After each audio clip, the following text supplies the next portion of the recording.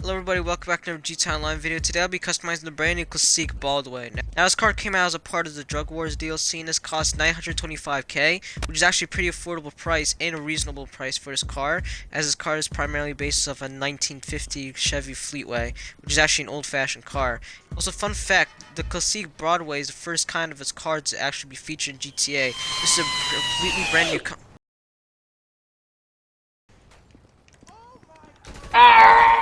So like I said, this is the first type of his car to actually be added in GTA. The Classique brand is actually new to GTA Online, so it's actually pretty cool that's added in a brand new car company. So let's customize this car. So max out the armor, body trim. We got a normal body trim, a mid-level trim, full trim, oh my hot rod, and a hot rod of trim. You can see the springs right there just glitching out every time I switch. From bumper, remove bumper. I actually like this option for some reason. I don't know why. We have bumper bars, blade bumpers, a roadster bumper, a bullet bumper, and a power ram. Do the blade bumper. Rear bumper, we have bumper bars, a blade bumper, a roadster bumper, a bullet bumper, and a power ram. I just go with the blade bumper right here. Engine, max out engine. Then you got the exhaust. So you got titanium tipped exhaust, anodized exhausts, wide tip chrome exhausts, and finned chrome exhausts. I don't really like the finned chrome exhaust. I don't know why. It doesn't really sit well with me. I might as well do the wide chrome tips to match the headlights extra wide. Fenders. We have fender covers with trim, and fender covers with full trim. I don't know. We'll come back to that. Let's do a hood trim.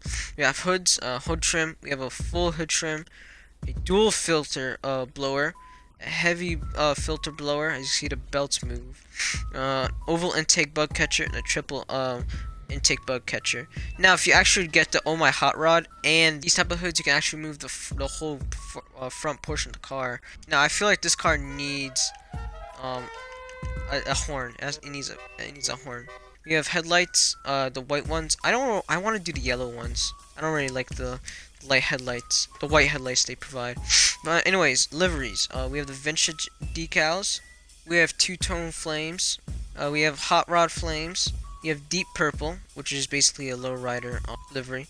We have a deep negative, LS Customs white, and LS Customs black.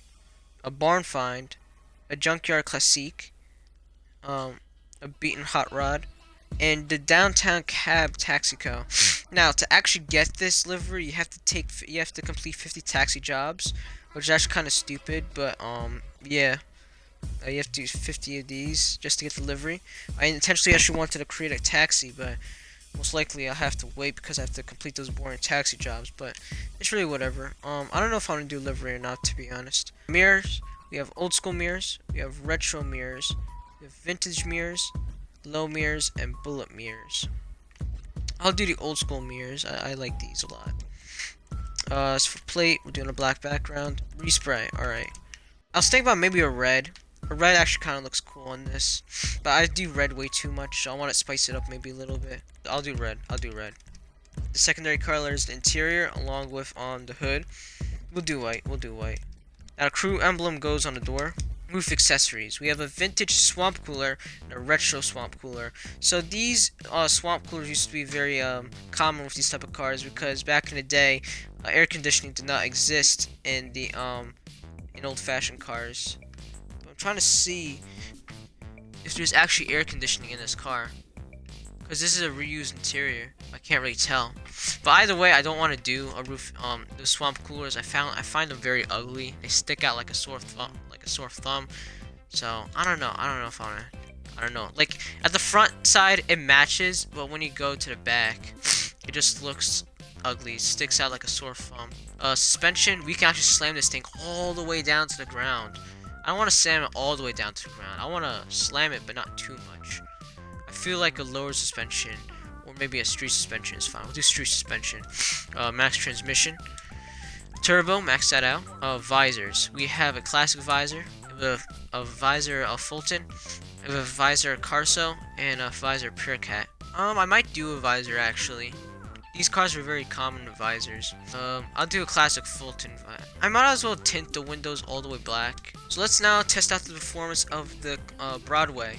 Now, I got a theory why they named it the Broadway. So, if you watch, if you're familiar with NFL, the Philadelphia Eagles are versing the Chiefs on Sunday. So, in Philadelphia, this is like, and this is an iconic street. This is a street called Broadway, and Broadway is in Philadelphia. Philadelphia's playing the Super Bowl. So, the reason why Rockstar probably released this car and named it the Broadway, support Philadelphia. They want, you know, Philadelphia to win the Super Bowl. You know what I mean? So this is obviously a reference to the Super Bowl. So yeah. Fun fact: I forgot to mention this. So apparently, Rockstar is adding a exclusive livery for Valentine's Day if you buy this car like during the event period, which is actually this week.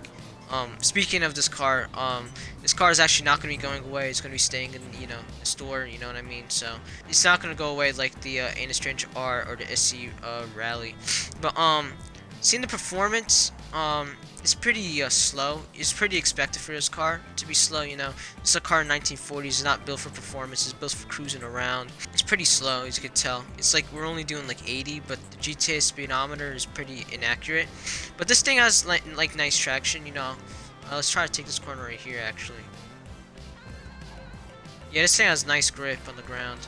It's not going to spit out on you. That's a good part. But as a slow acceleration, you can actually feel, you can see it as a very slow acceleration. It has a very slow top speed. This is not a racing car, but this is a muscle car. So we're actually going to test out the wheelie. It's a whoa! That's actually a pretty good wheelie. You don't have to control it yourself. That's the great part.